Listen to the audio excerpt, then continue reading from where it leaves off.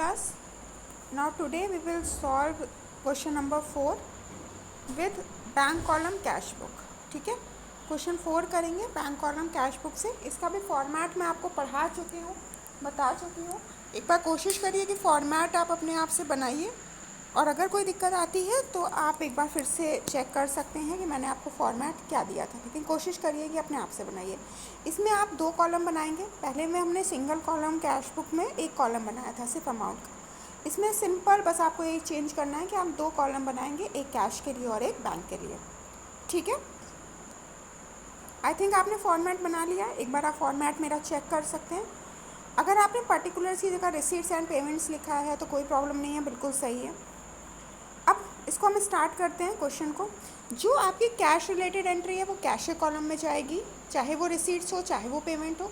और अगर आपकी कोई एंट्री में बैंक का इन्वॉल्वमेंट हो रहा है तो वो जाएगी आपके बैंक के कॉलम में, चाहे वो रिसीट्स हो चाहे वो पेमेंट हो.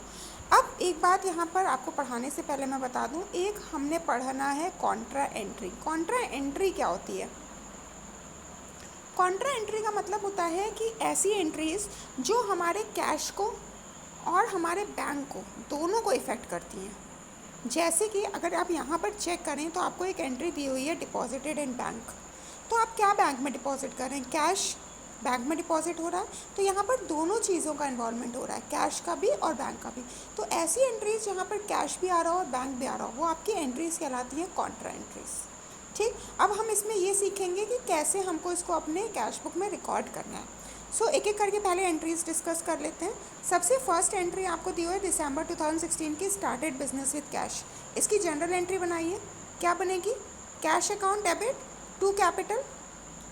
अब सेम प्रोसेस करना है, ऐसा हम करते आ रहे हैं. कैश नहीं जाएगा, क्या जाएगा? कैपिटल जाएगा. कैपिटल के आगे 2 लिखा हुआ है, तो आप इसको किस साइड लेके जाएंगे? डेबिट साइड में. और किस कॉलम में इसका अमाउंट डालेंगे? क्योंकि यहाँ पे कैश दिया है ना, तो आप किस कॉलम में दिखाएंगे? कैश के कॉलम में अमाउंट दिखाएंगे. तो डेबिट में लिखिए 2 कैपिटल और अमाउंट डाल दीजिए कैश कॉलम में. ठीक, आई थिंक कोई प्रॉब्लम नहीं आई आपको इसमें.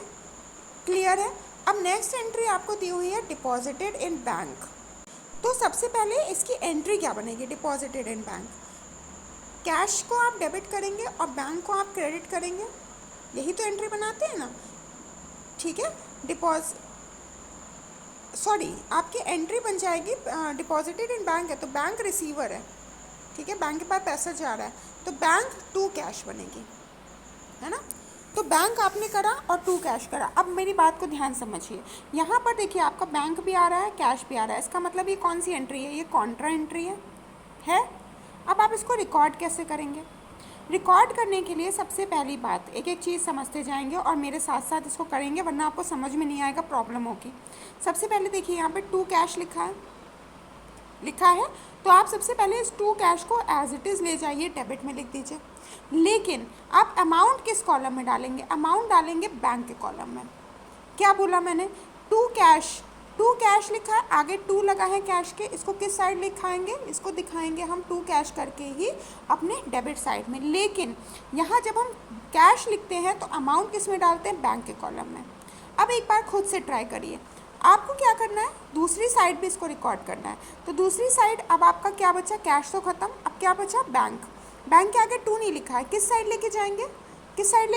क्रेडिट साइड में. क्रेडिट साइड में आप लिखेंगे बाय बैंक. अब बताइए अमाउंट किस कॉलम में आप डालेंगे? आपने बैंक लिखा है ना, तो अमाउंट किस कॉलम में जाएगा? कैश कॉलम में जाएगा. ठीक है, और लेजर में आप सिंपली सी लिखेंगे. एक बार आप चेक कर सकते हैं कि कैसे लिखना है इसको. देखिए मैंने यहाँ पर क्या लिखा? 2 कैश लिखा. 2 कैश में मैंने दिखाया 50,000 और LF में मैंने लिखा सी. क्या बता रहा है कि ये कॉन्ट्रा एंट्री है. ठीक, सेम देखिए मैंने यहाँ पर मैं आई और मैंने यहाँ पर लिखा बाय बैंक. फिर मैंने सी लिखा और यहाँ पे दिखाया 50,000. ये क्या सिंबलाइज़ कर रहा है? ये सिंबलाइज़ कर रहा है कि ये हमारी कॉन्ट्रा एंट्री है. मतलब कॉन्ट्रा एंट्रीज हमारी दोनों साइड दिखाई जाती हैं, डेबिट में भी और क्रेडिट में भी, क्योंकि हमारे पास कोई ऑप्शन नहीं है. अगर हम देखें तो हमारे पास ना तो हम कैश को लिखते हैं ना तो हम बैंक को लिखते हैं, इसलिए दोनों साइड हमारी जाती है. क्लियर? बाकी आपका सिंपल वैसे ही चलता जाएगा जैसे हम काम कर रहे थे. अब देखिए next entry, received cash from Rahul. तो कैश टू राहुल एंट्री होगी. किस साइड रिकॉर्ड करेंगे?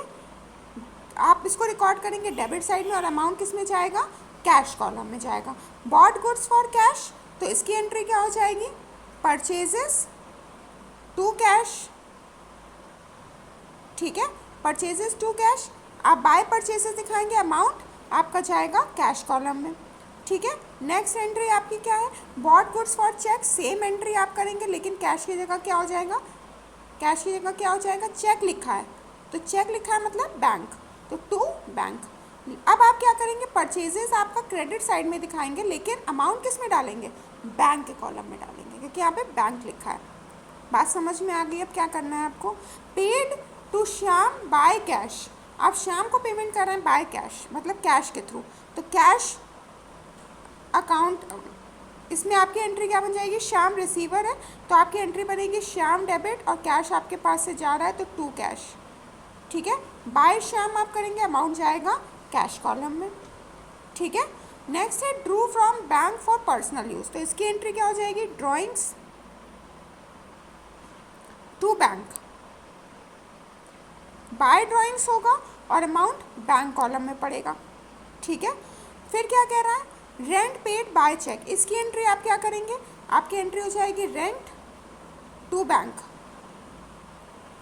अमाउंट क्रेडिट में, ठीक है, अमाउंट सॉरी आप इसको रिकॉर्ड करेंगे बाय रेंट करके क्रेडिट में और अमाउंट जाएगा आपका बैंक कॉलम में, ठीक है।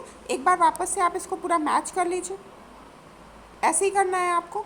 अब सेम प्रोसेस जो मैंने आपको पहले क्वेश्चन में समझाया था वैसे ही करना है। क्या करना है, अब आपको हर एक की मतलब कैश के बैलेंस की अलग बैलेंसिंग करनी है और बैंक के कॉलम की आपको अलग बैलेंसिंग करनी है। तो सबसे पहले आप क्या करेंगे, सबसे पहले आप कैश को चेक कर लीजिए। कैश में देखिए आपका क्या क्या क्या चीज़ें गई हैं, 800 की, 1000 की और 200 की, 2000 की, तो आपका कितना बना 3800। सिमिलरली आप कैश का क्रेडिट बैलेंस कैलकुलेट कर लीजिए, ठीक है, क्रेडिट बैलेंस कैलकुलेट कर लीजिए, उसके बाद डेबिट और क्रेडिट को माइनस कर लीजिए। आपको ये चेक करना पड़ेगा कि किस साइड शॉर्टेज हो रही है, उस साइड आप उसको रिकॉर्ड करेंगे। बात समझ में आ गई, किस साइड शॉर्टेज हो रही है आप उसको उस साइड पर रिकॉर्ड कर देंगे। सिमिलरली आप क्या करेंगे, आप बैंक को भी ऐसी तरह से बैलेंस करेंगे और जिस साइड शॉर्टेज हो रही है आप उसको उस साइड रिकॉर्ड करेंगे। Is that clear, any confusion? एक बार इसको अपने आप से ट्राई करिए, बैलेंस करिए, अगर आपको कोई दिक्कत आती है तो आप मुझसे पूछेंगे, ठीक है। चिल्ड्रन आपको एक एंट्री में प्रॉब्लम हो सकती है, यहाँ पर जो एंट्री मैंने आपको लिखवाई है वो क्या है, drew from bank for office use, ये पर्सनल यूज़ नहीं है, ये आपने पैसे किसके लिए निकाले हैं, ऑफिस यूज़ के लिए निकाले हैं ना। तो आपकी इसकी एंट्री क्या बनेगी, इसकी एंट्री आपकी ड्राइंग्स की नहीं हो सकती है, इसकी एंट्री आपकी बनेगी simple contra entry, cash account debit to bank account, ठीक है। सेम प्रोसेस आपको वापस से वैसे ही चलाना है जैसे मैंने बताया। एक बार मैं फिर से बता रही हूँ क्या करना है आपको। सबसे पहली बात, आप यहाँ पर आपको दिया हुआ है कैश और बैंक, ठीक है, तो आप क्या करेंगे, आप सबसे पहले टू बैंक लिखेंगे, देखिए टू बैंक लिखेंगे और अमाउंट डालेंगे कैश कॉलम में, ओके।